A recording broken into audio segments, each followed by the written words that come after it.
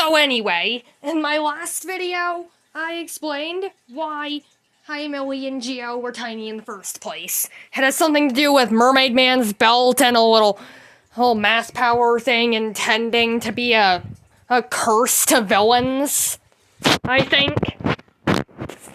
But it ended up being a blessing to little Millie and Geo.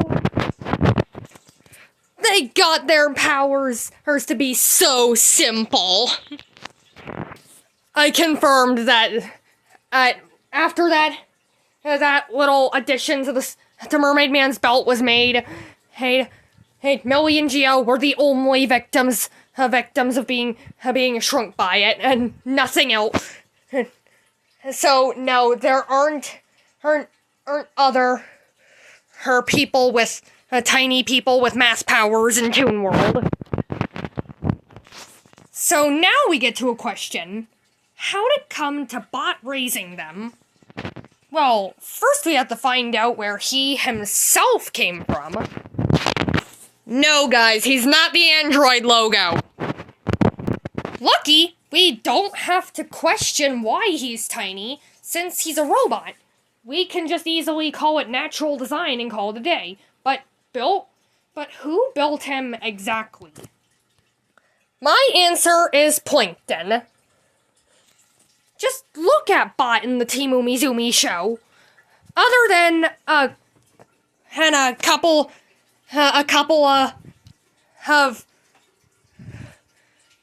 of mistakes here and there, Bot is like basically a powerhouse. Can we ever take into account on how much this thing has in its disposal? So of course Plankton built him. Of course, building him to, say it with me now, steal the Krabby Patty secret formula. But of course, Bot would start out instantly as a loyal to the forces of good robot with a kind heart core, and not steal the formula, abandon Plankton, and make a life of his own by moving into the Toontown fountain. I'm guessing this and Millie and Geo shrinking might have taken place near the same time, because how else would the three meet? So I feel like at 1 month after Bot made a life of his own, he would have found Millie and Geo when they were small human and babbies, and he's taken them under his wing and raised them within the fountain. And you wonder what he would do when he figured out about Millie and Geo's math powers.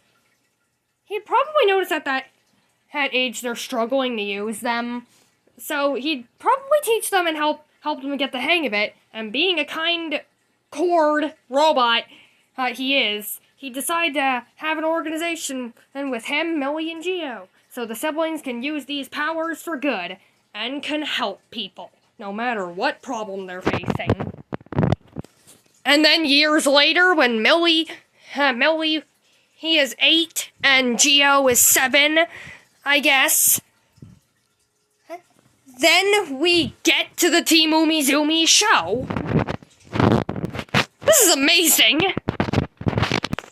I really hope that Team Umizoomi doesn't have an origin story episode that I don't know about that just debunks all of this. Luckily for me, there are certain superhero shows, PJ Masks included, that just don't care, and just expect the kids to just guess how they became superheroes. Now, I'm done with that, but there's plenty more time in this video, so now I'm going to touch on the whole Plankton-created bot subject that I didn't mention in my notebook. Like, even with adoption being into account, if if Plankton created Bot, and Bot then adopted baby Millie and Geo, then that technically means that Plankton is their grandfather. And I started thinking more on this topic when I was rewatching a few My Little Pony theory videos. Specifically, this video. Will there be a Changeling Civil War? I watched it this morning, and I've basically forgot all the thoughts that flew through my head, so I'm just gonna go ahead and rewatch it and come back to you with what I think could happen with Plankton's relationship with his sudden grandkids. So, I'm getting those thoughts back again, and I realize that I don't really think that Plankton would immediately see Millie and Geo as new grandkids that he suddenly got. He'd probably just see them as people, just two kids that his robot creation took custody of, who are just going through a good stage. To Plankton, good is rebellious. I feel like Plankton would actually later on see them as grandkids, though, but just to try to get them to do bad with brute force.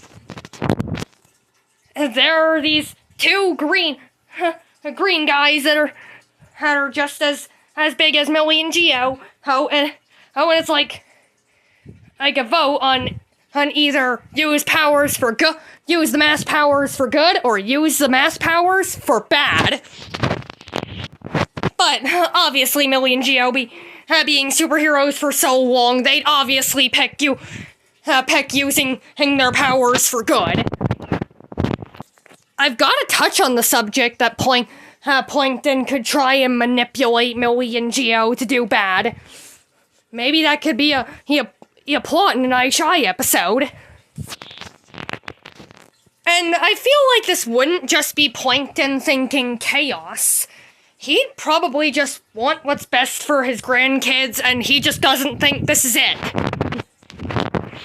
Who knows? Maybe even though you don't care about Team Umizoomi, I'm not going to pull a Matt Pat and go through who a lecture on how you have more power depending on how high you are in the family tree, but even if it's adoption, because I'm clearly dumb and I'm stuttering. But you can comment your thoughts on the subject. Heck. You can... I'd be fine if you commented, actually, if a dad adopts a son and the son adopts a kid, then that kid is the dad's grandkid. And you could say that's not how it works for all I care. But please leave those thoughts in the comments. And see you later with more IShy lore. I don't know what to say.